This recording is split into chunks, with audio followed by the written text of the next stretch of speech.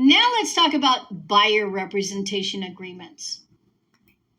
A buyer representation agreement is an employment contract appointing a brokerage or broker as a special agent for the specific purpose of representing a buyer in a real estate transaction. In most states, the buyer representation agreement must be in writing to be enforceable in court, because a buyer representation agreement is an employment contract, so it falls under the purview of the statute of frauds. A licensee who shows a property to a buyer they represent based on the potential commission rather than the buyer's needs would be violating their fiduciary obligation of loyalty. We don't work for the person who pays us.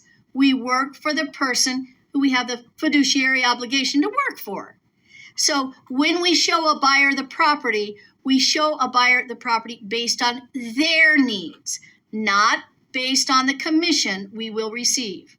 That would violate our fiduciary obligation of loyalty. There's a couple types of buyer representation agreements. The first is the exclusive right to represent. In this type of agreement, the buyer promises to work with only one broker, and the broker is entitled to payment regardless of whether the broker locates the property. As long as the property is located by someone and purchased by that buyer, the broker would be entitled to payment. An exclusive agency buyer agreement is another type of buyer representation. With that type of agreement, the buyer promises to work with only one broker, and the buyer is entitled to find suitable property himself without any obligations to the broker.